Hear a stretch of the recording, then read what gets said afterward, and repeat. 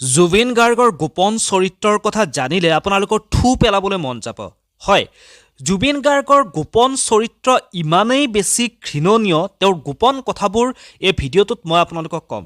আপোনালোকে জুবিন গাৰ্গৰ সেই গোপন কথাখিনি জনাৰ পিছত সেই জুবিন গাৰ্গৰ প্ৰতি আপোনালোকৰ কিন্তু ঘৃণ ভাৱ উপজিব। আচলতে এয়া মই এনে ধেমালিতে কোৱা কথা নহয়। কথাখিনি শুনি হয়তো আপোনালোকৰ খং উঠিছে, হয়তো আপোনালোকে এতিয়াই বেয়া কমেণ্ট লিখিবৰ কাৰণে সাজু হৈছে, কিন্তু এয়াই প্ৰকৃত সত্য কথা।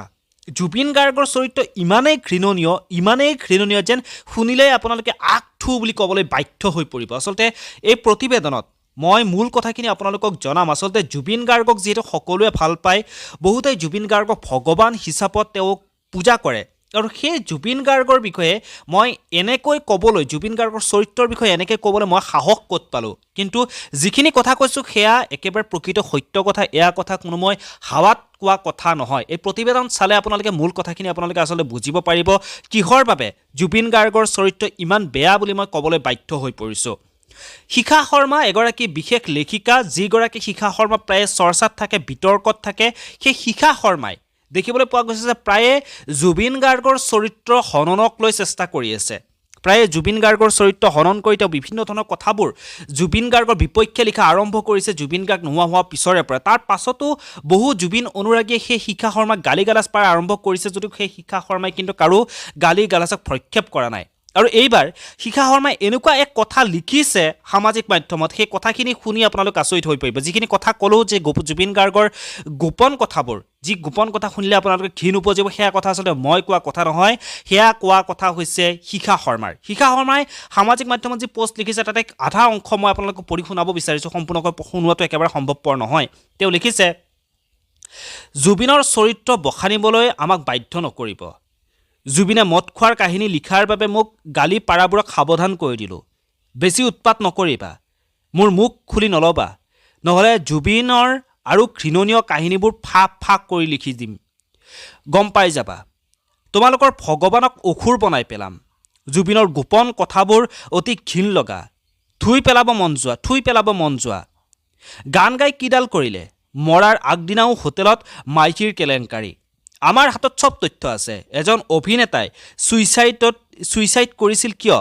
ঘৈণীয়েকৰ লগত জুবিনৰ অশ্লীল কাৰবাৰ সহ্য কৰিব নোৱাৰি তেওঁ চিঠিত লিখি থৈ আত্মহত্যা কৰিছিল। জুবিনৰ লেতেৰা চৰিত্ৰ কাহিনী শুনিবা নেকি তোমালোকে?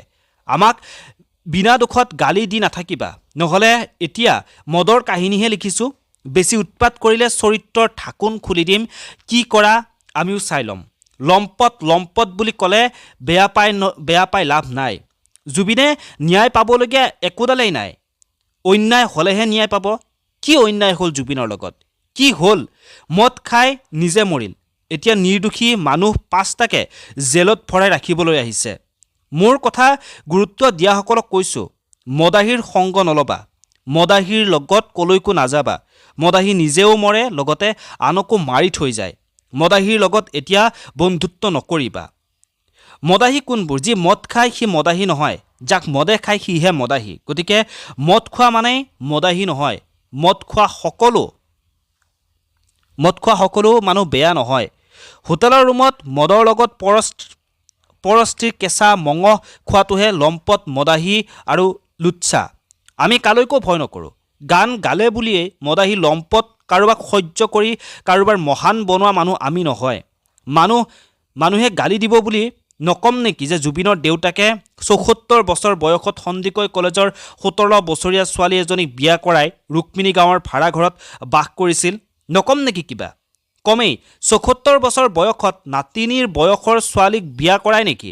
মানুহে গালি দিব বুলি নকম নেকি যে সেইজনী ছোৱালীয়ে, অৰ্থাৎ জুবিনৰ বাপেকৰ দ্বিতীয় পত্নীক মাৰধৰ কৰাৰ অপৰাধত ৰুক্মিণী গাঁৱৰ ভাড়াঘৰটোৰ পৰা পুলিচে জুবিনৰ দেউতাক, জুবিন আৰু গৰিমাক পাণবজাৰ থানালৈ লৈ গৈছিল বুলি আমি ওচৰ চুবুৰীয়াৰ পৰা জানিব পাৰিছিলোঁ। পাছত শুনিলোঁ জুবিনৰ দেউতাকৰ যোৰহাটৰ মাটি বাৰী দিহে বোলে সেইগৰাকী দ্বিতীয় পত্নীৰ মুখ বন্ধ কৰিলে। এইবোৰ কি মহান কাম? গান গালে বুলিলেই কি এই সকলো লেতেৰা কামবোৰ মহান হৈ পৰিব? পামী বৰঠাকুৰৰ স্বামী হেনো ডিঙিত ৰছী লগাই মৰিল। সকলোৱে আমাক খবৰ দি আছে। এইবোৰ কথা আমি শুনিবলৈ পালোঁ কেনেকৈ? এতিয়া জুবিনৰ নাম লৈ মহান ওলাই পামী বৰঠাকুৰে আমাক গালি পাৰিব আহিছে। জুবিনক সমালোচনা কৰিবলৈ আমি কি জুবিনৰ সমকক্ষৰ নহয় বুলি পামীয়ে কি দম্ভালি? কোন হয় পামী? কি পৰিচয় আছে? আমি মদাহীৰ সমকক্ষ হ'ম কেনেকৈ? আমি কিবা মদ খাওঁ নেকি? এনেকৈ আৰু বহু কথাই লিখিছে শিখা শৰ্মাই। যি শিখা শৰ্মাই লিখনিবোৰ লিখিছে তাৰ পাছতেই কিন্তু বিতৰ্কৰ সৃষ্টি হৈছে এই বিষয়ত। আপোনালোকে কি ভাবে আপোনালোকৰ মতামতসমূহ জনাবৰ কাৰণে একেবাৰে নাপাহৰিব। ধন্যবাদ।